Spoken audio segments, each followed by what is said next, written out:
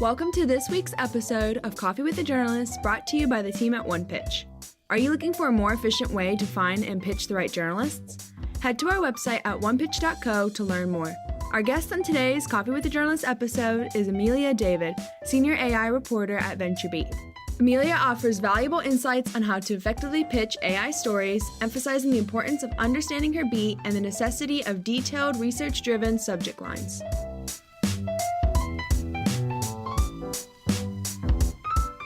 Hey everyone, welcome to Coffee with a Journalist. I'm Beck Bamberger, and I'm actually in a coffee shop in New York City. Emilia, you're in New York too, so doesn't look like you're in a coffee shop though. That's okay. Good to see you again. Good to see you. Yes, with us today, everybody, is Emilia. As I mentioned, Emilia David. She is the Senior AI Reporter. Not having a fun time, as we just talked about, but maybe we'll discuss at VentureBeat. She is busy, so it is an honor to have you here, Emilia, because I can only imagine. Emilia, you had mentioned that I said, oh, it must be so fun to be in AI space, even though I'm saying that a bit facetiously. How are you doing? How are you doing? Let's just say the past week or the past 2 weeks has been very, very busy because apparently AI was a big topic during the UNGA. And because I live in New York, the UNGA Which was here. Yeah. So there was a lot of CEOs, a lot of events around AI that it was a little overwhelming last week. Things are kind of the normal level now. So yeah, I'm very busy. And when I say I'm not having fun, it's just I'm enjoying what I'm doing. Yeah. It's not fun for most people. Oh, I cannot. It's very interesting. It's very busy. And we are, of course, ramping up towards the end of the year. So there's also a lot of that rush to get some news out before the year ends. Yeah. Okay, before we get into the inbox and all the things, how do you stay up to date with everything happening in AI? In other words, yes, you could do it by your own reporting, but do you have some secret sauce of any sort that you look towards in order to stay abreast of everything? It's the most evolving industry, we could argue, currently. Does our internal Slack messages count? A lot of what's happening that's outside of my beat is orchestration. I sometimes see, because our news editor, Carl Franzen, would always post interesting tidbits that he's on social media or any papers that are floating around on our Slack channel. Those are supposed to be like, hey, look at this interesting thing. Maybe you'd want to do a story on it. But that is the main way I stay abreast of what's happening. Other than that, it's just the normal way a lot of other reporters keep up. I read a lot of news. It took a break from political news for a while, and then AI became a thing in politics. So now, And you're like, it's just like avalanches upon avalanches. yeah.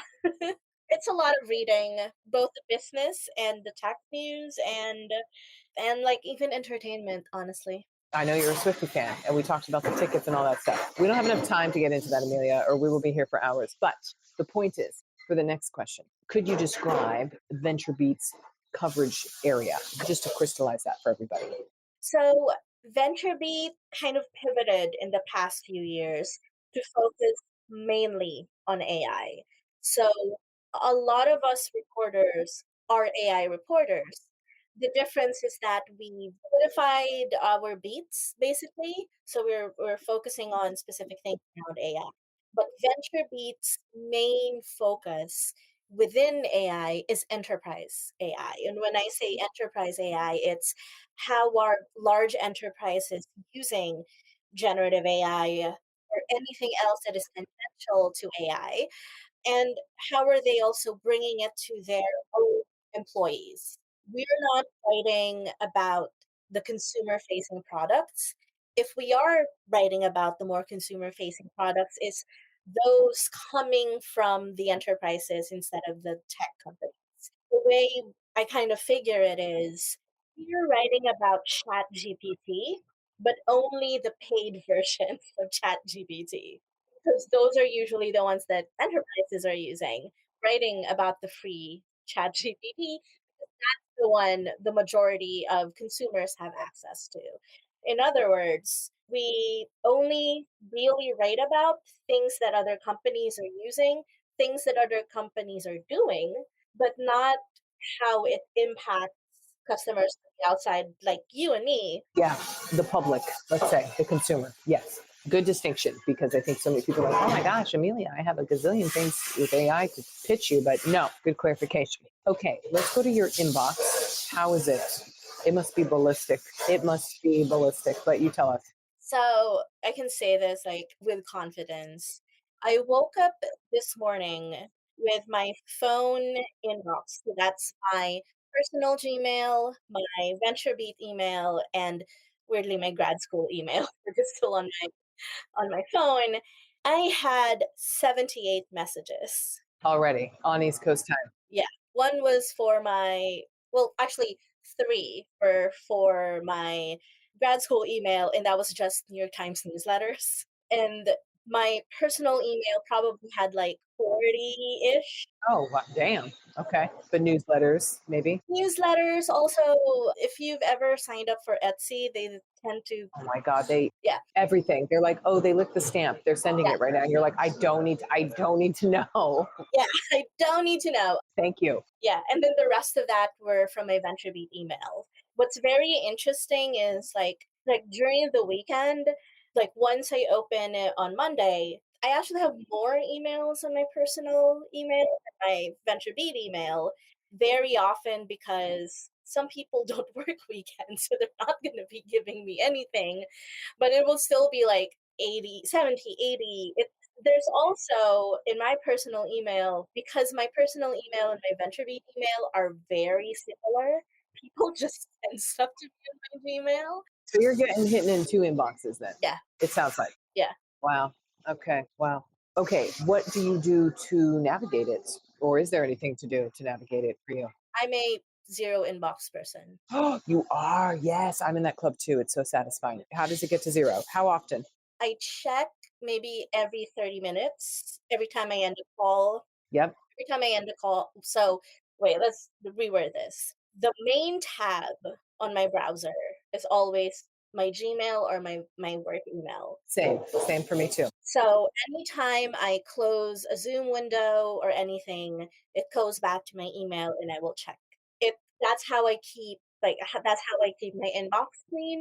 I will sometimes be in a rush to read it, like on my phone if I'm on the train, which I apologize to a lot of PR people. That's usually what happens when I'm like, I'm so sorry, I thought I replied to this. It's because I looked at it on the train. But then you didn't reply to it. Yeah, because I couldn't send it. So it's like I flagged it so I can read it, and then I forgot that it was there.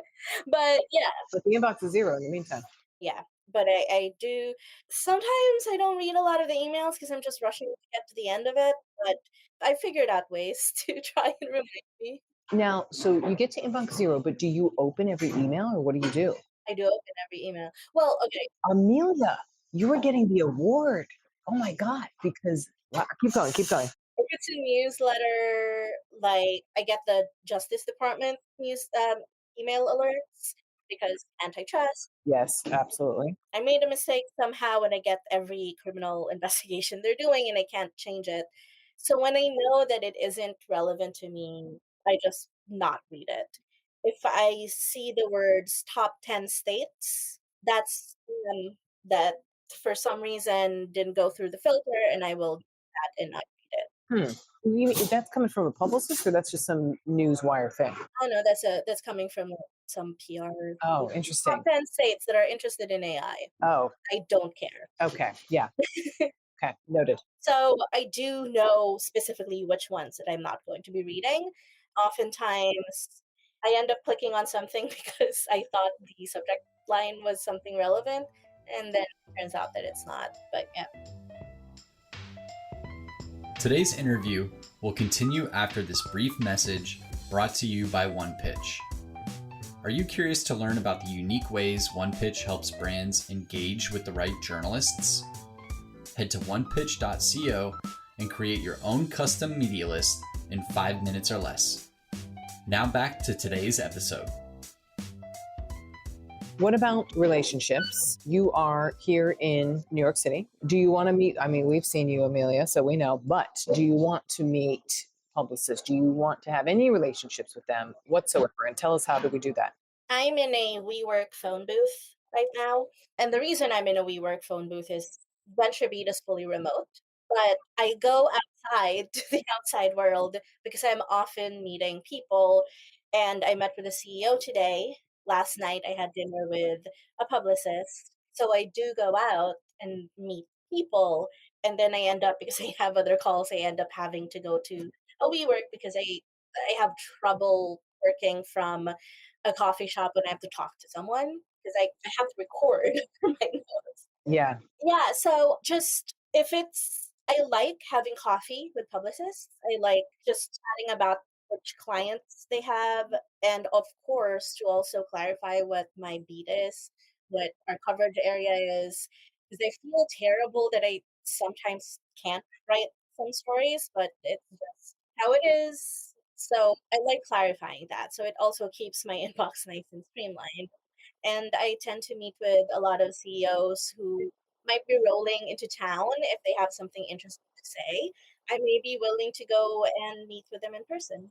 Okay, maybe willing. Maybe willing is the key thing. Okay, we talked about relationship building. Sounds like you meet people in person if it makes sense. What about sources for you? What type of sources are you, if any, are you looking for? Like, oh, I'm the AI expert from, NYU or whatever. I'm an author of this book and so forth. So what are those sources looking like?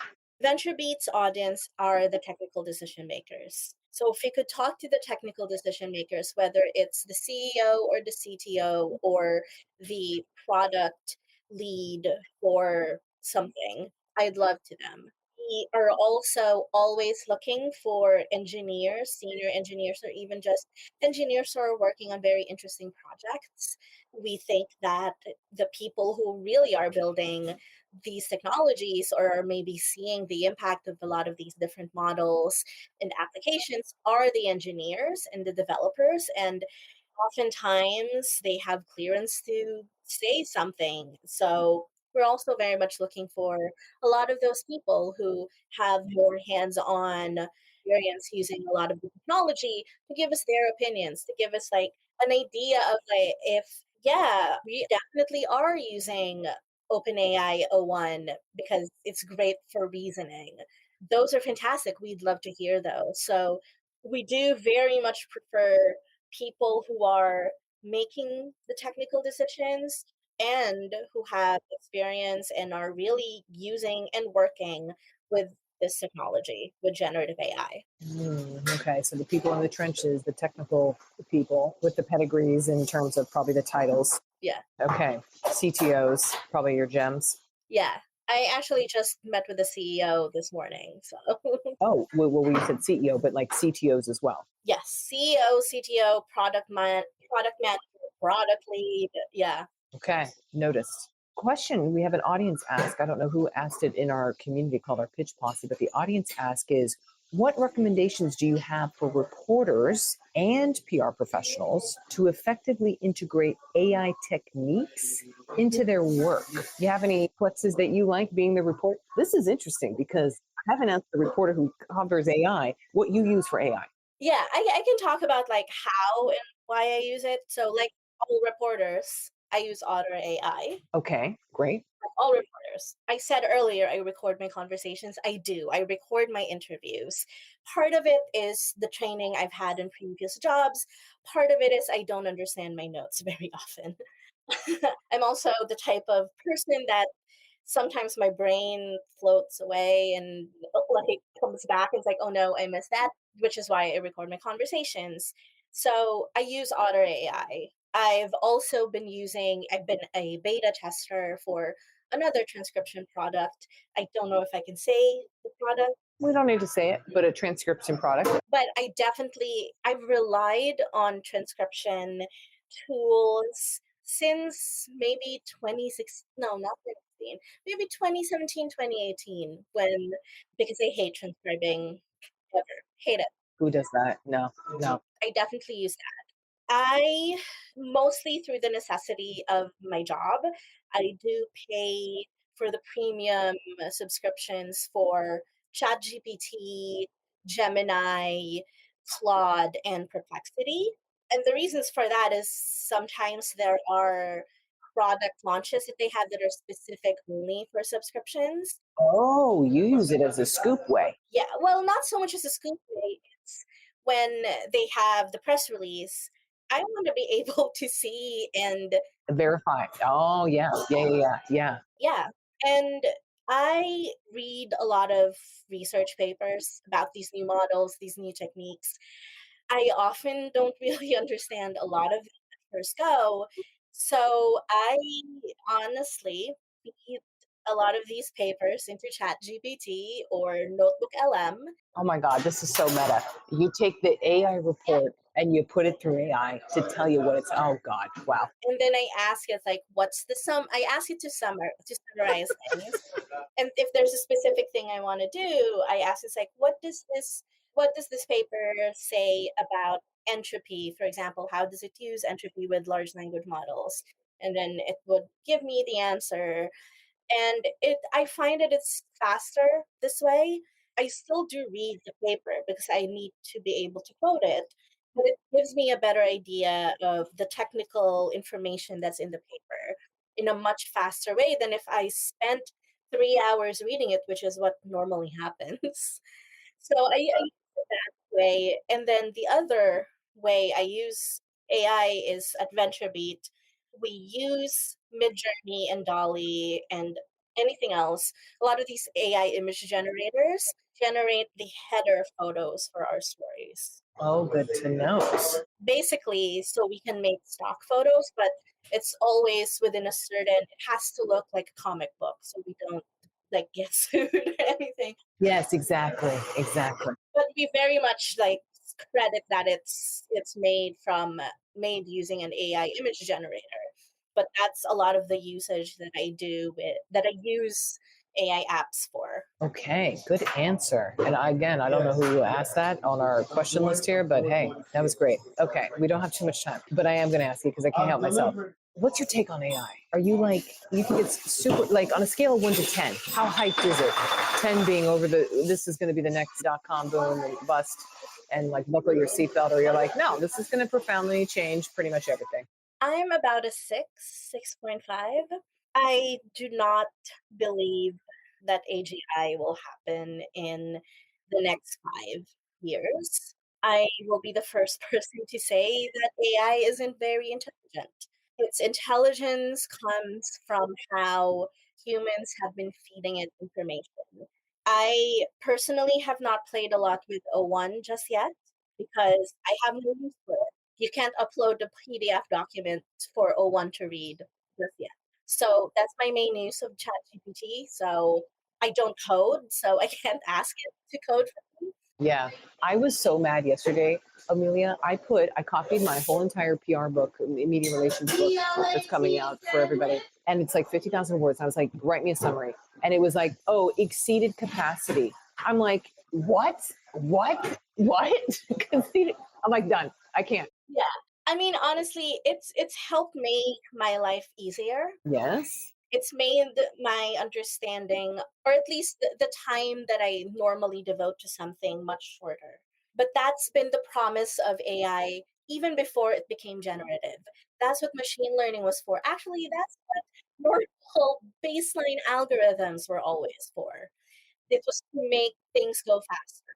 Do I think it's going to be transformative? Yes. I do believe that it's going to be as transformative in the same way the internet has been transformed. I think so too. Yeah, but there's a lot of crap right now. It will not book our flights just yet because there's so much other stuff that goes on to get to that point. Agents don't talk to each other. Models still have a hard time interoperating. I do think, however, that the most impact generative AI will have will not necessarily be on consumers. Consumers will get the fun stuff, but it's actually on the enterprises. And that's always the case. Ever since AI began in the 80s, it was always going to be in the enterprises. People, the public, will always just get the fun stuff, but like the way people work or the way the public kind of understands things is through experience and actual physical things. That's what makes life enjoyable. Honestly, I'm also of the camp of the way AI will actually change the public or the consumers. It's if it can make the work that they do easier so they can spend more time with their families. It's not creating for them. I think we need an AI that can do my laundry so I can actually have more fun with my friends. Yep, I'm with you, Amelia. I'm so glad I asked that. I know we are coming up on time because we had to go down this juicy path of all the AI stuff real quick. I have my quick little list of some rapid fire questions, so let's hit it real quick. Okay. Video or phone interview? Honestly, both. It's the same for me. Bullet points or paragraphs in pitches? Oh, bullet points. Okay, short or long pitches? Long. Long. Oh my gosh, I'm getting like more and more people saying long. Wow. Okay, we're on to something. Well, not too long, just the right amount of long. Okay, the right amount of long, basically, so you don't have to follow up with more questions. Yes. There we go. There we go. Okay, images attached or a Dropbox zip file? Dropbox. Dropbox. Okay, email or a DM on your social somewhere, LinkedIn, X. Email. Email, all the things. Direct or creative subject lines? Direct. Hell yeah. Press release or media kit? Ooh, press release in media kit. Wait, press release and media kit? Press release in the media kit. Oh, in the media kit. Oh, ooh, okay. Haven't gotten that answer before. Good. You just mentioned too that you already do reading of your emails pretty much every 30 minutes. You got to get that thing to zero. Yes. You got to get that thing to zero. So, Emilia, is there anything else you would like to promote, tout, celebrate about you and your fabulous self? Hopefully you're going to a Taylor Swift concert again soon. No, I still didn't get any. Damn. I no longer am willing to fly to the concert. I'm out of money because of all the concerts I've been to. Honestly, I'm open to pitches, but I would really love it if you researched what my beat was. Yes, please. Everybody, please. Yeah, I think honestly that's it. Please read VentureBeat.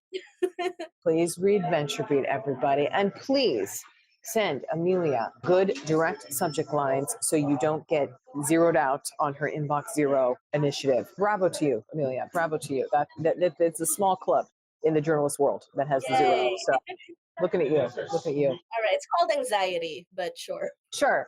We'll take whatever. Emilia David, thank you so much for being on today. Everybody, Enterprise AI. She's a senior AI reporter at VentureBeat. Thank you, Emilia. And hopefully I'll see you soon again. That'd be so fun. Yes, bye. I'm actually eating at Dirty French again next week. Oh, great. Oh, so good. Okay, everybody, that's a place in the East Village that's super delicious. And we had a dinner there. It was fabulous. Thanks, Emilia. See ya. Bye.